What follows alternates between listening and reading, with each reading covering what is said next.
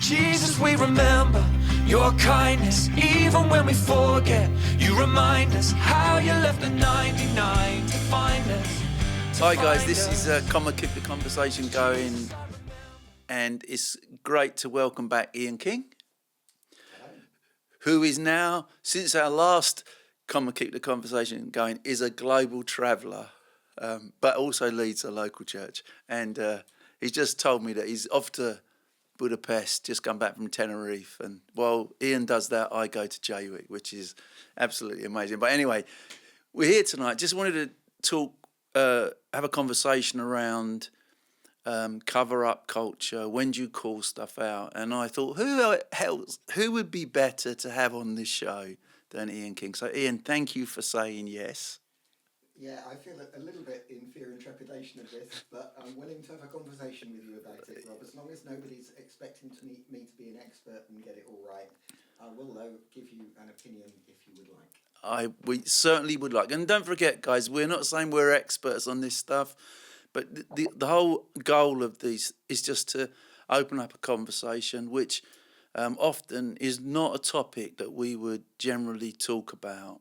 And, in recent days, coming from my churchmanship, it has not been probably our finest hour. A guy called Sean Bolts has been proven to look at social media and stuff like that in order to facilitate his prophecies. And a church that Liz and I have really found of value, Bethel Church in Reading, Bill Johnson, Chris Valentin and others have not called out this particular person. And so this is an ongoing issue in America, and I'm sure it will impact us in the UK as well. And a lot of this stuff is around Christians that are more than just church leaders. They're on a conference circuit, and it would seem that Sean Bolts' behaviour was known but not called out. And I guess Bethel Church in Reading was seen as, why didn't they call this out? Because they endorsed him. So I was just doing some research, and I've not finished it yet. It's not looking great. I'm not making any excuses, but sometimes calling stuff out is not always easy, and particularly in the church culture, where we're also looking to hopefully restore and see people brought to back into a good place. In America, something that I've found out. Americans don't have so many issues as us Brits with someone that sort of runs a company, it goes bankrupt, and then 2 weeks later they're starting another company and that goes bankrupt, and 5 times, and then they're a successful multi-billionaire. Whereas in the UK we're a little bit more cynical. If someone goes bankrupt, we don't trust them ever again. And I guess in the church context, that seems to be where we are. If you fail in the UK, you will never be used. Yeah, you're written off forever. You're written off, and that's not a good response either, is it? So.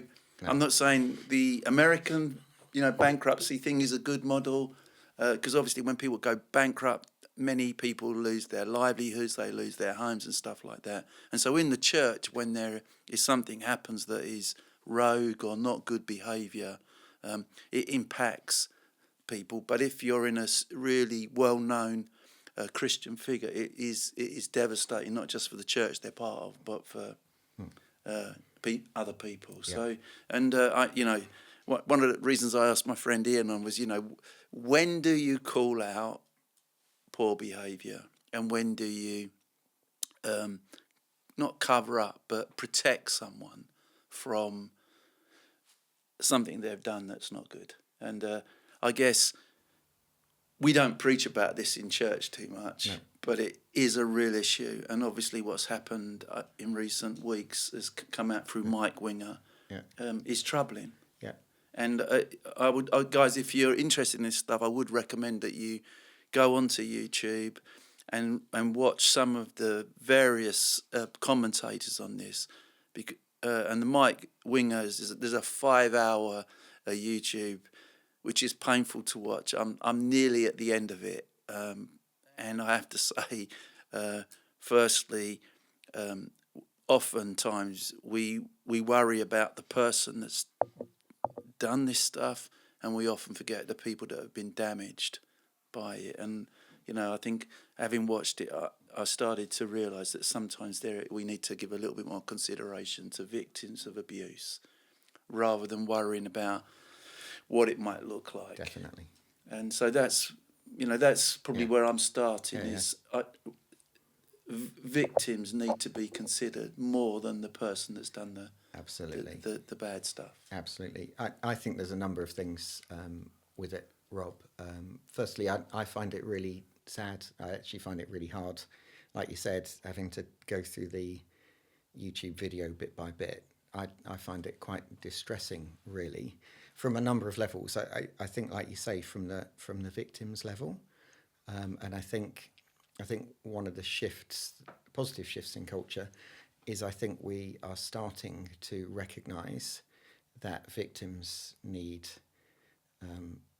compassion, attention, and looking after, because historically, where there's any imbalance of power, both in terms of leadership, authority, money, or whatever, it's often the victims that get overlooked and get hurt through it. So actually, it's really important that we know that Jesus is good news to the poor and the vulnerable. So we've got to be protecting the poor and vulnerable, and we've got to be creating a culture that does that. But I also find it incredibly sad, because it brings disrepute on the church, and our credibility, I think, is damaged by it. And the reality is, it's not just this one. If we look at the last few years, there's been a number of significant things that have come to light, whether it's historic abuse in something like the Church of England, whether it's Soul Survivor, Mike Pilavachi, whether it's some other American churches, whether it's Hillsong. There's been a number of casualties that I think also raise the question of, are we doing something wrong, or is the kind of church that we're building and the kind of church culture, is it not producing the results that we would like, and maybe it isn't Jesus-like in the way it ought to be.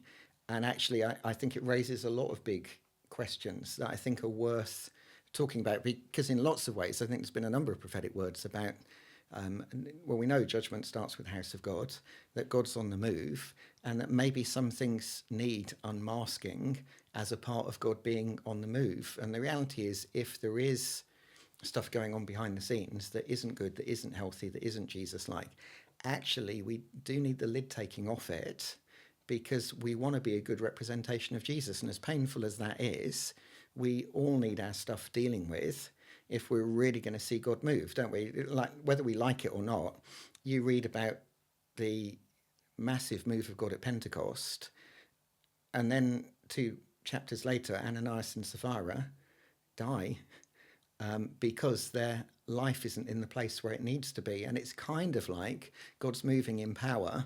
Either God withdraws, or kind of sin has to be removed. And the great news is we can all have our sin removed, but we've got to be actively yielding. And it brings us back to a kind of, do we fear God or not?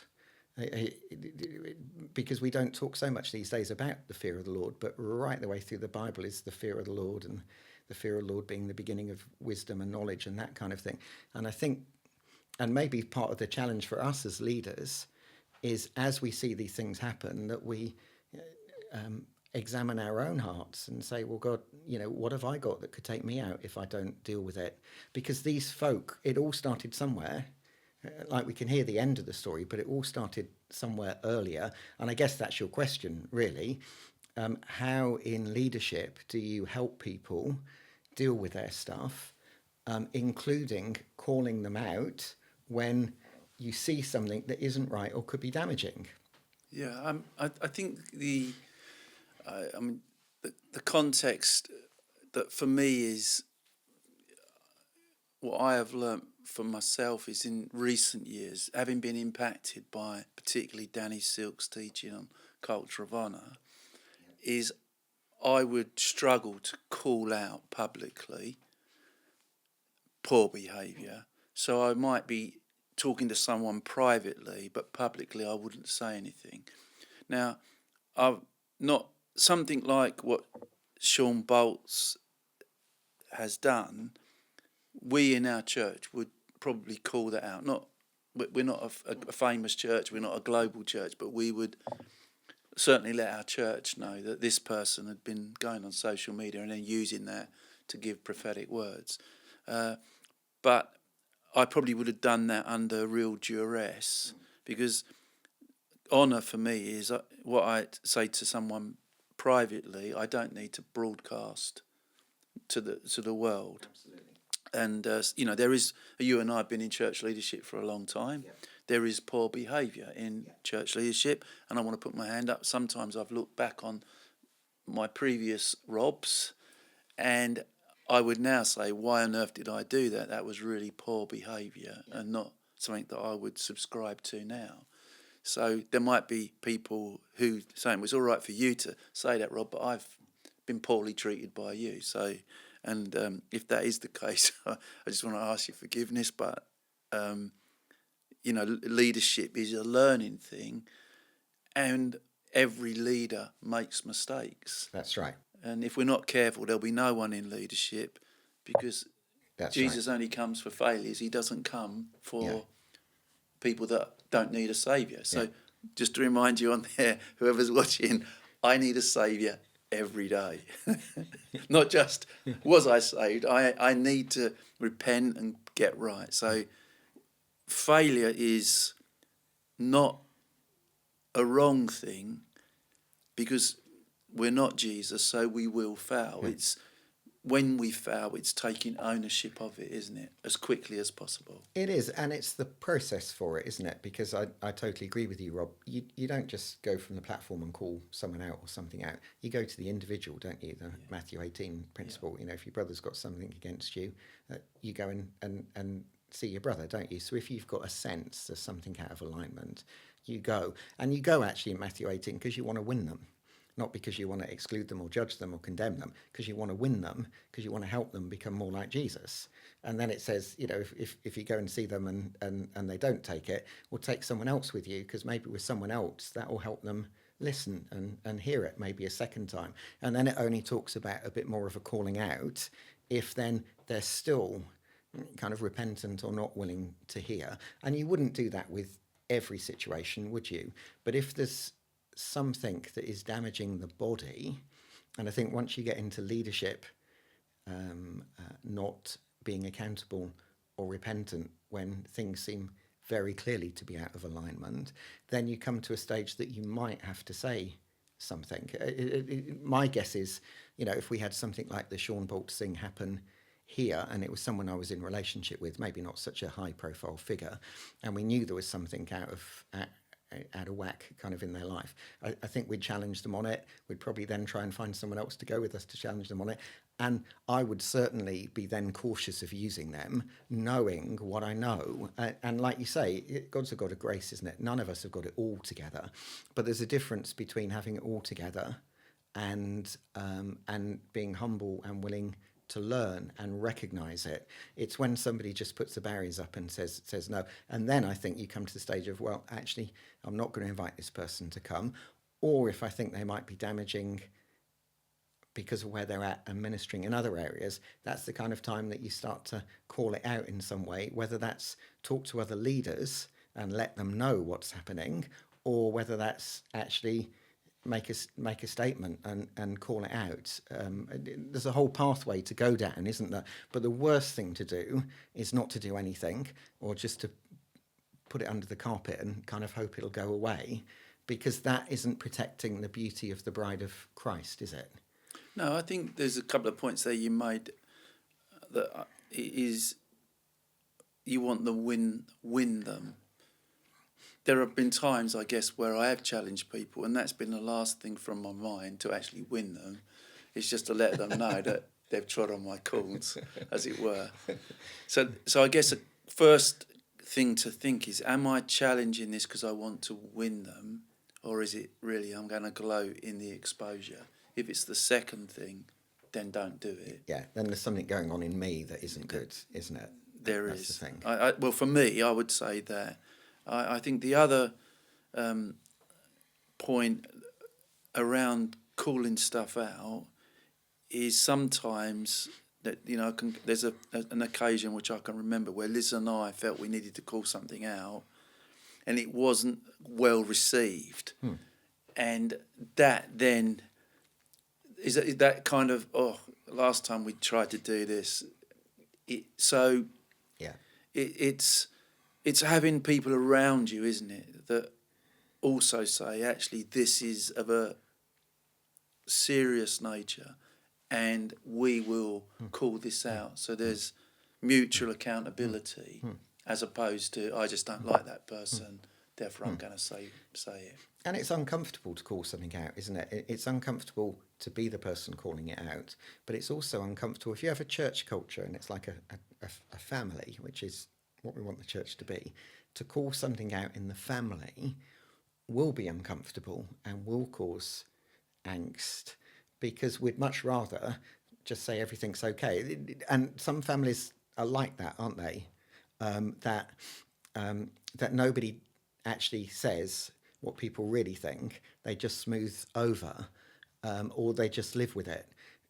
But in my experience, that isn't really a healthy family culture. The helpful family cultures are where people do talk about the difficult things, and they do deal with the mess of it. We had a situation a few years ago that we had to address a situation that wasn't right in someone in leadership, because there was at least one person that had been severely damaged by it, and it was a sign of something, and they were very resistant to being challenged on the issue. And ultimately, therefore, that went down a process that wasn't good. And we chose, with advice from a number of trusted sources, we chose to name, not give all the detail to it, but name at least the fact that the person had acted inappropriately, and we'd had to change their role and position because of it. We got a lot of pushback from that in terms of we were exposing the person and whatever else. And that wasn't our heart at all. But we kind of felt if somebody's been breaching our leadership standards, it's meaningless having leadership standards if you don't own the fact this is what's happened, and actually it isn't okay, and we need as a church to address those things. And so for me, it was uncomfortable because people didn't like it, but I was kind of like, but we have to do this for the sake of other people as much as anything else. There's no point having leadership standards if you then don't demonstrate helpfully when you have to take action because of breach of them, if you know what I mean. But it's uncomfortable, isn't it? And Well, I think firstly, as a senior leader, we have to get over feeling uncomfortable, because if we're only looking to be people pleasers, we shouldn't be in the role anyway. Yeah. So, but we do get into. I mean, if you're very close friends with someone, we tend to make a few more allowances than if it's someone that we don't like. So we become subjective sometimes and very objective at other times, depending on. For me, it'd even be what football team they support. You know, if they're a West Ham fan, it's okay. You know, they got their head screwed on. Or if it's a Tottenham fan, it's like, oh no, that's got to be exposed. That's a very spiritual attitude to take. But I find sometimes I make decisions based on who you like, my or who preferences. you don't. Yes, yeah, preferences. I'll make allowance for that because they bring this. Yeah. But I have to say that this is where I think accountability is really important, that someone can give you feedback and say the reason you're not calling that out, Rob, is because he's one of your closest friends. Yes. And that should be allowed to be said. Yes. Yeah.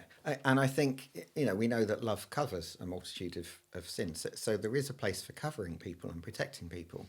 So we don't make statements every week on people's lives and what's going on and who's done what's right and who hasn't, because you want to cover people and help people.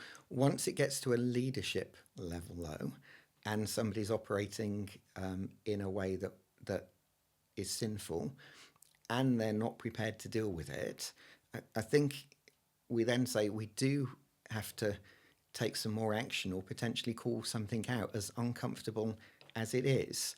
And particularly where there's victims, which if there's an abusive situation or whatever, we've of course got to act. And I think part of the sad things that have come out over the last few years is people have ended up, for whatever reason, more concerned with reputations than they have with bringing something out into the light. And ultimately that's discredited the church. It doesn't work ultimately, does it? Because we end up looking like hypocrites in one way or another, or like not a safe space. And I think we've got to create a culture that is more comfortable with the discomfort of some of these things, but are willing to address them, because that then gives us, I think, integrity in the light of society, as well as I think is God honouring and God pleasing. But it's not easy to do. I think sinful is a good. Is it sinful? And another question is it damaging? There's two questions, isn't there? Yeah. Because it might not be necessarily sinful, but constantly blowing people apart, abusing them because of your position, to me is damaging. So I guess there's some questions that I think you could ask. So I think one of the things that we're doing at New Life, and obviously, as you know, I'm not going to be senior leader for that much longer. I'm trying to sort out some stuff, and actually one of the questions we're asking is, so when would we call out and expose, and when would we call out and seek to address privately, and what would be the difference? Because it's better to do it when you're not in a crisis. So what is our best practice, and what's our bare minimum? I think is something that, in the light of what I've been researching, is sometimes you're making decisions under extreme pressure, and I've always been told that's not a good time to start putting a plan of action in. Do it in the cold light of day, and do it with a group of people. So we would now be, so our safeguarding team, we're talking about what would we do. And the other thing that we're also saying is, because we live in a world now where there's a lot of accusation. People say things of leaders, and you're not able to say anything, but other people will just talk to others. And so what we're also saying as a benefit of this is, how do we protect ourselves as well, so that we don't get into these situations where we could be accused of something that actually maybe hasn't been done. Yeah, which is I think the other danger of society today, which is that where historically you would say innocent until proven guilty, these days once an allegation comes out, it kind of feels like people are written off totally before the investigation's happened.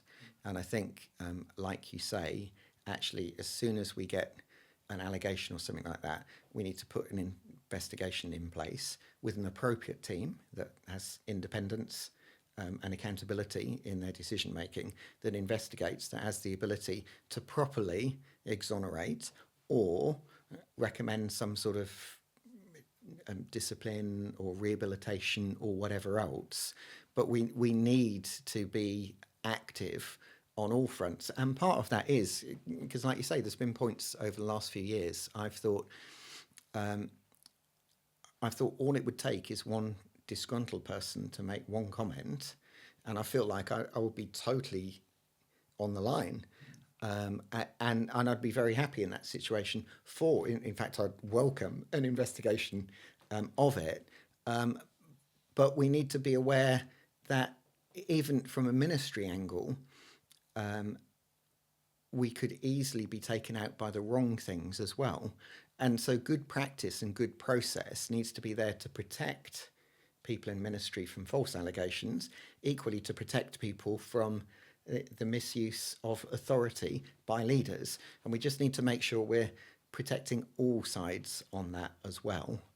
if you hear me right. No, I think so. For myself, we've tried to implement if a comment's made, a serious comment is made about the behaviour of a leader in New Life Church, a senior leader, we would now, as a matter of course, do an internal investigation, probably by our safeguarding team. One of the things we're looking at is that, just for us, is so our safeguarding team, again, is people that could be perceived have got a loyalty to the leadership team. So we're now asking, should we have someone who's an external who, on these situations, would investigate rather than someone within the church? But then again, it's still going to be someone that you know. So we're just going round this issue in the church, because obviously a few years ago, there was the Mike Palavacci, wasn't there? And then for us in who used to be Pioneer, there was the allegations made against Gerald, even though he was dead. Yeah. So he wasn't able to defend himself. No. But so we've been looking at this process. We've been trying to be a little bit more, if someone says something, let's look at it.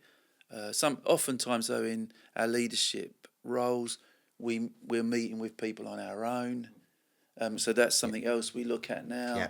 If we're not sure, we would now meet with two of us, which sometimes shuts up someone. Yeah.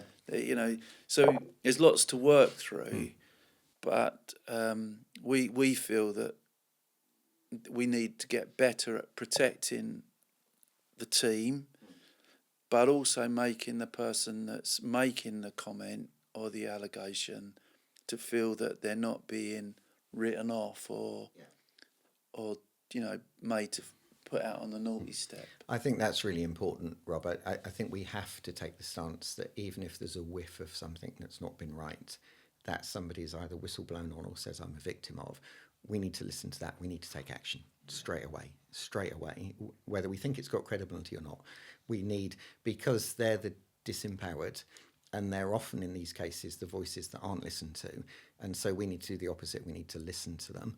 I think to have a thought-through process is really helpful, which I think trustees, safeguarding teams hopefully should do. I think, like you,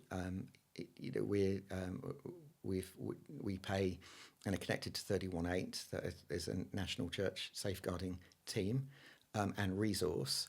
And we got them to provide training to all of our leadership and staff team on an understanding of what spiritual abuse is and how to create a culture that protects people from spiritual abuse. That was really, really helpful, because sometimes we don't even think about, I don't think I'm a leader that might intimidate people or have power over people, because in my eyes I'm just Ian. But I've realised over time that other people don't necessarily perceive me that way. And I think that's what happens with people. You don't realise, because I'm just me, why would I intimidate someone? And I don't see myself as being in a position of power. But then suddenly you realise that you do. And I think we've been similar to you, that if we think there is something that is a big issue, we've either brought in independent HR advice or we've turned it over to 31.8.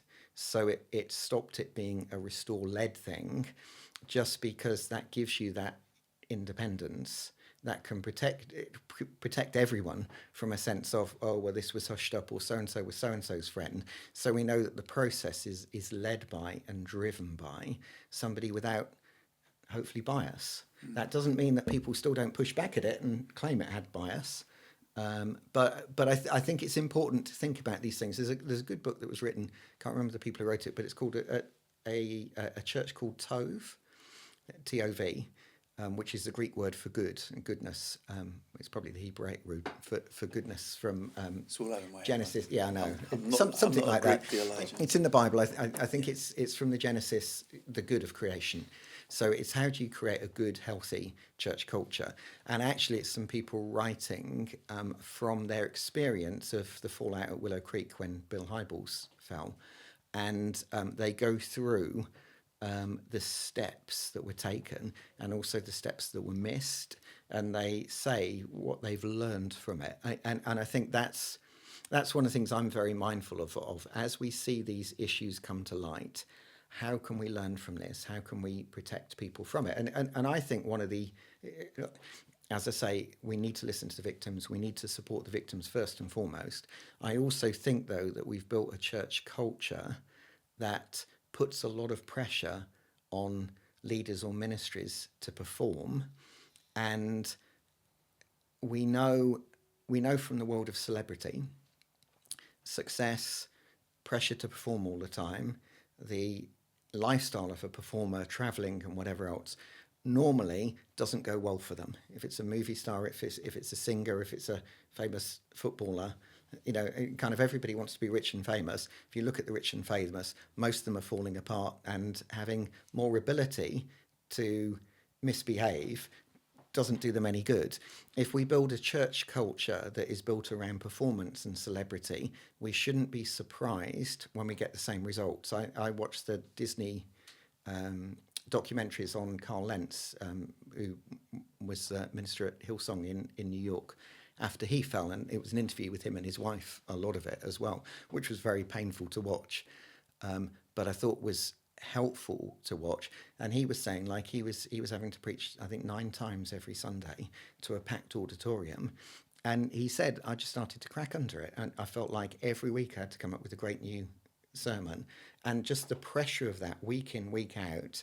And he tried to say, I can't do this. This is too much for me. I'm cracking under the pressure. And I'm kind of sitting there thinking, nobody should be under that.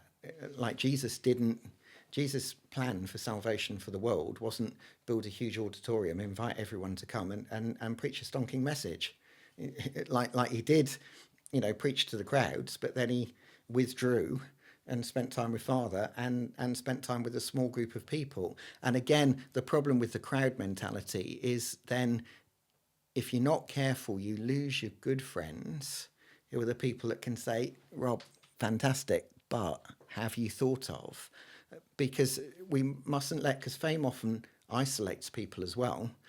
And I think we need to build a culture where we're not isolated, because I'm so used to my perspective. I need some people that will challenge my perspective, because I won't see it, or I might not see it on my own. And that's where we need good friendships and good relationships to help us, isn't it? It is. So, guys, we're just going to take a short break. Gracie Taylor's going to sing you a song, and we'll be back in about 5 to 6 minutes. Thank you.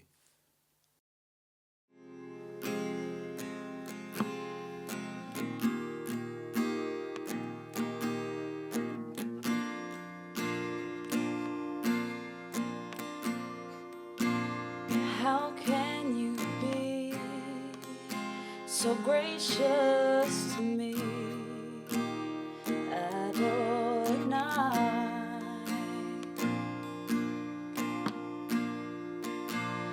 when I can see you're working me out to be the best of my ability? Through failure and pain, you will remain the rock.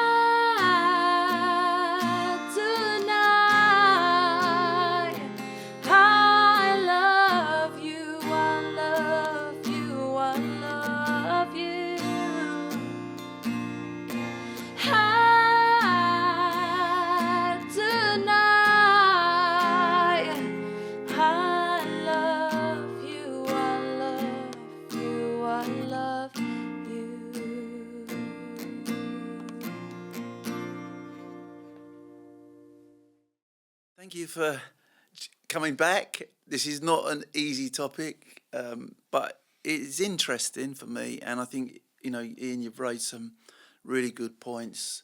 I just to when just on around the investigation kind of stuff. At the end of the day, I'm not recommending you do an investigation to prove yourself right. The guide for me is that the person who has given you feedback about your behaviour has at least knows that they've been heard. They might not like the conclusions of it, and this is not about pointing fingers at people. It's trying to create an environment where people are able to raise issues, particularly at senior leadership in churches. Yeah, you want people to have confidence that when they come into a church, they're coming into a safe space and a safe culture.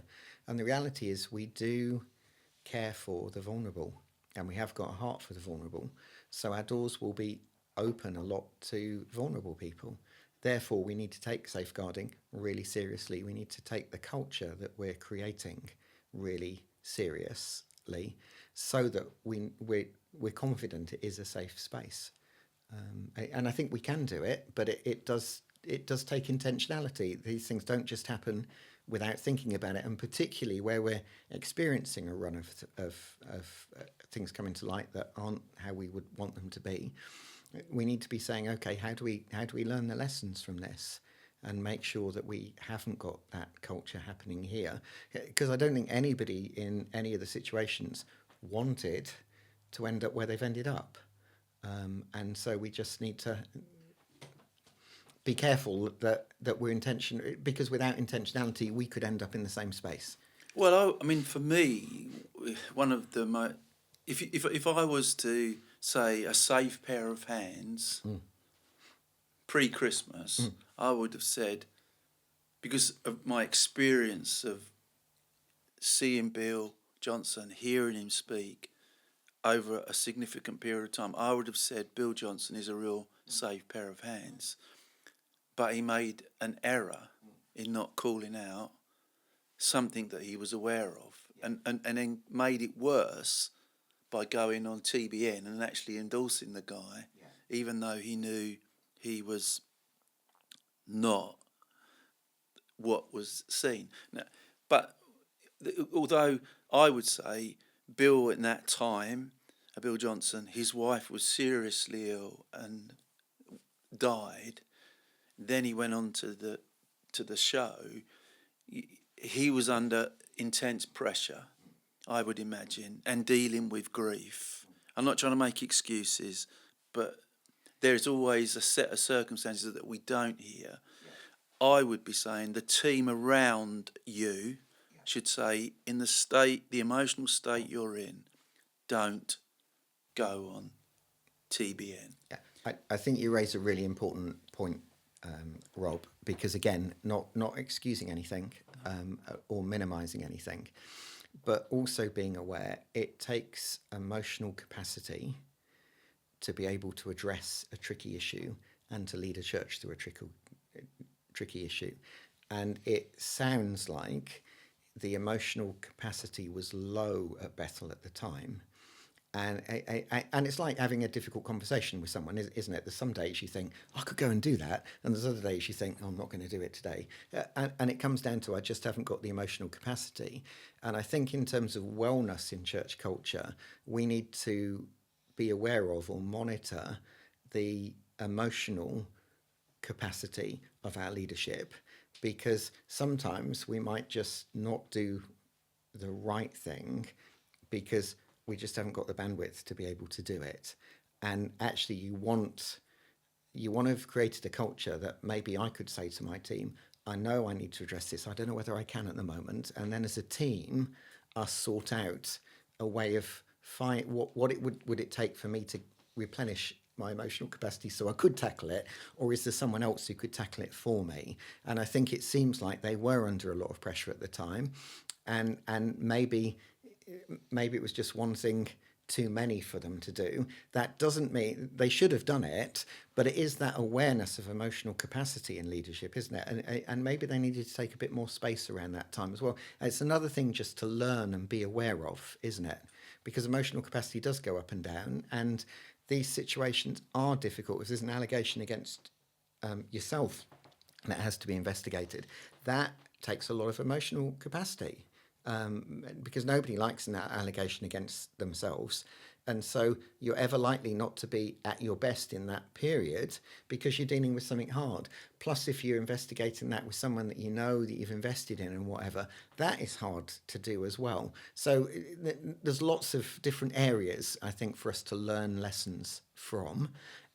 And I think it's only the last few years that we've got a bit better at recognizing, no, I do need to call this out. No, if somebody says something and they're a victim or they're vulnerable, I definitely need to take it seriously, because historically that hasn't been the culture in any area, not just in the church area. So we're learning, aren't we, and growing hopefully from it. I think there's a lot more that I need to learn. So I'm not sitting here today thinking I'm an expert. But what I do realise is that we have a lot of people come into our environments that are broke. These people are broken. They've come from very damaging situations, or things have happened to them that are unacceptable. And, they come and speak to us. We're not experts on all these things, and we try to give good advice, or we realise that we've mucked up, we should have handled it better. So I guess one of the things that I'm looking at in our environment is, there's this bit about confess your sins one to another. So we've been in an environment where we would start a meeting with, so what are your good news stories? Yeah. And sometimes that even becomes competitive. And, you sit there and think, oh, this is becoming really competitive. One of the things I'm trying to introduce into our leadership meetings now is, so has anybody got anything to confess? And it's really interesting. As soon as you say that, there's just total silence. So you haven't developed a competitiveness that I've got the biggest sin. I've got a worse sin than you. No, but what I believe is we do need to realise that confession is important. Yeah. And, if you watch porn and you're a leader in a church, the quicker that you confess to your fellow leaders that I'm struggling with this, and I want to bring it onto the table, the power of secrecy is broken at that point. In the past, years ago, if someone said there was a leader and they said they was into porn, they would have been off the leadership team quicker than the meeting finished, and they'd have been put on the naughty seat. So therefore, we've all hidden and said, well, I'm not going to confess my sins, because actually it's instant removal. Yeah. I don't think we're there now. Yeah. But there's still that residue from the past, isn't it? That you've got to be the best at this and the best at that. Whereas leadership isn't you've got to be the best. It's you have a gift given to you by God that helps you to lead people in the kingdom of, in developing their relationship with God and being part of the kingdom. Which comes back to making sure that we all have good, accountable, transparent places of friendship. Yeah. Because that's where you don't get up on a Sunday morning and confess your sins to everyone. There may be some things you might do, but in general, we're not. That's not what we're going to do as leaders. But we are going to be making sure we deal with our private stuff. But to do that, we need a safe space to be able to deal with our private stuff. And we know, coming back to the covering up or not, we know that Adam and Eve covered themselves, when they first sinned, out of shame, and so they didn't really understand what else to do. So they hid. And I think the James thing is saying, in effect, don't hide. And freedom and protection comes from bringing something out into the light. And sometimes that is confessing our sin to one another. And there's a freedom in being able to tell someone the worst about you and them still accept you and love you. there's also an accountability that comes out of that as well. And I think one of the things I've learned in church leadership is that the lie of the enemy is if I tell someone what I'm struggling with, they'll reject me. And that's why we hold it in, isn't it? Because we fear how people are going to respond. My experience as a pastor, church leader, has been whenever somebody has battled to confess something to me, my heart has instantly been drawn towards them, not away from them. And they've been set free by confessing something that they feared is going to affect all of their relationships, and know that somebody is still extending love and grace to them and is willing to stand with them and help them deal with either the consequences of where their sins got them, or just deal with an issue that they've wrestled with the years that they thought maybe I'll never ever be free from. And again, I think that's part of that healthy culture. And I think that's again for us as leaders, making sure we're not isolated and intentionally taking time to invest in friendship with people, because even an accountability relationship doesn't guarantee really transparency, does it? Because in an accountability relationship, you feel like you have to perform for your boss to be pleased with you. So, which is why quite often I think it's more helpful to have some peers that are able to help one another be honest and open and talk about things that there's nothing at risk in, but I'm just making sure I've got a safe space. Because there's been various points in the past, I don't know what I would have done if I didn't have some friends around that I could talk to. So for our own wellness, I think we need that, and to value that, and probably to demonstrate that, because that's healthy in a church. That's why we believe in small groups and all of that thing, because it gives you a place of belonging and a place of protection and a place of accountability. And we need to demonstrate that we believe in the value of that, and encourage other people to do it, because it's an environment where you grow, I think. Yeah, I mean, I met with someone today and they were asking me some questions, probably of an area that I was happy to talk about, but I went into the meeting not expecting to do it. And then, I said to the person at the end, I said, I've been really vulnerable. I'm only expressing my perspective. It may not be everybody else's perspective, but I wanted to do like it says in 1 John, walk in the light as he is in the light, and in him there is no darkness at all. So someone asks you a question, if you've got a good trust of that person, and this person is highly trustworthy, I wouldn't be worried about sharing anything with him. It was easy to just talk about what the thoughts of Rob Purnell are, and I could be totally honest, because there was that strength of relationship, but that has taken time to build. And I think that's one of the other things in church, isn't it, is to create a culture where people can be honest and walk in the light with you. So I would say feedback culture is a requirement, and if you're building a Christian family, then there has to be a place for people to come and give feedback, even if it's not well received. When I worked in the business world, I remember listening to a talk on complaints, and companies don't like complaints. And if you investigate a complaint against a company, it's amazing how everybody doesn't really want to talk about it. But complaints are gifts poorly wrapped. And I would say even negative feedback that you perceive is negative is a gift. Yeah. Because if people perceive you as that, then there's adjustments that you can make. Not argue, but to say, okay, thank you for that. How can I adjust? Spiritual abuse needs to be addressed. But misunderstanding of your intentions, unpacking what your real intent was, asking and seeking forgiveness. When my kids come and say, I'm sorry, or used to, I'm sorry, Dad, that didn't mean a lot.